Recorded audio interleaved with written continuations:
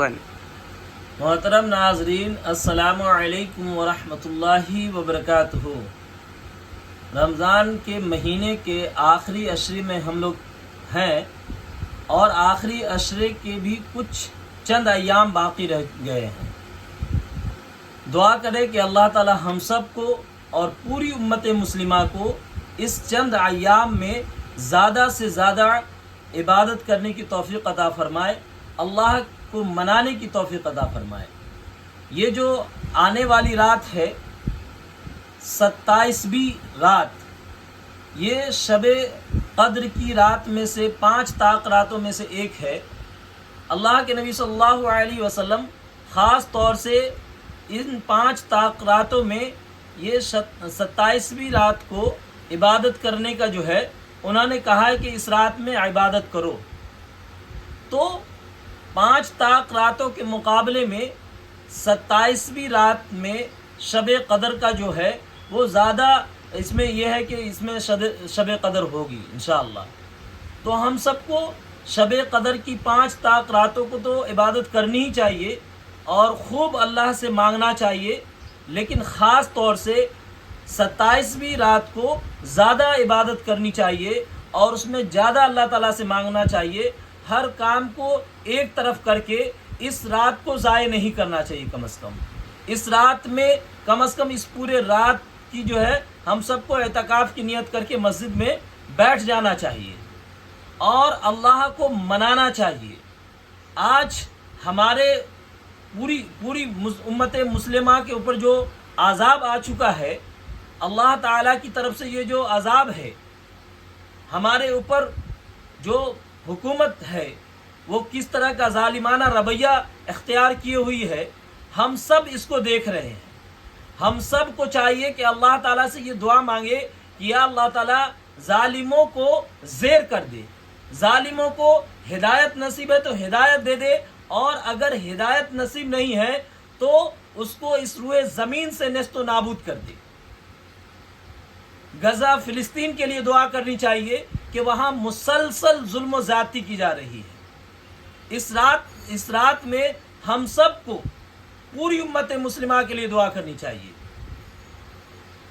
بہت تکلیف کی بات یہ ہے کہ ہم جیسے دیکھتے ہیں کہ رمضان جیسے جیسے گزر رہا ہے، جیسے جیسے کچھ دن باقی رہ جاتا ہے، ویسے ہم دیکھتے ہیں کہ ہمارے کچھ بھائی بازار کی رونق بن جاتے ہیں۔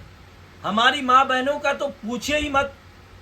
اگر آپ مارکیٹ میں جائیں گے تو آپ بغیر ٹچ کیے مارکیٹ سے باہر نہیں آ سکتے، کسی سے نہ کسی سے آپ کو ٹچ ہو ہی جائے گا۔ ہماری ماں بہنوں کو پتہ نہیں کیا ہو گیا ہے۔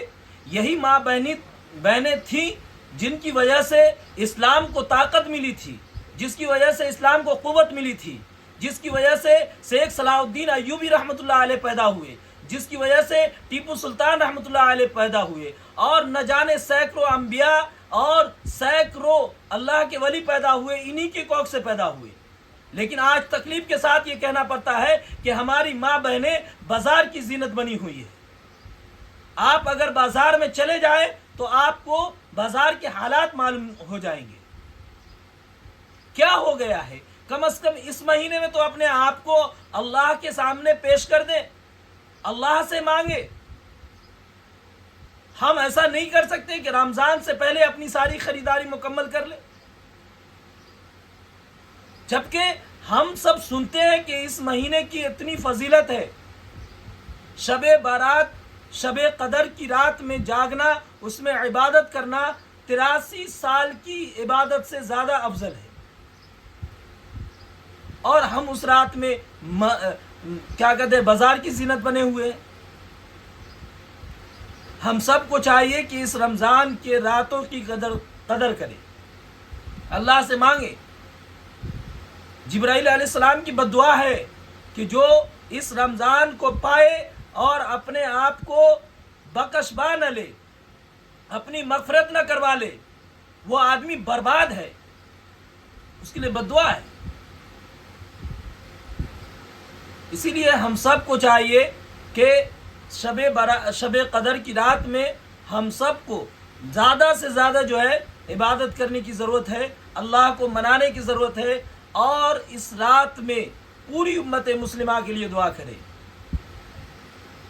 ایمان کی سلامتی کی دعا کرے، اپنے ہندوستان کی سلامتی، امن و سکون کے لیے دعا کرے کہ ہندوستان میں بھائی چارہ قائم رہے، ہندوستان میں ایک دوسرے کے دلوں میں ایک دوسرے کے لیے محبت پیدا ہو، امن و سکون پیدا ہو۔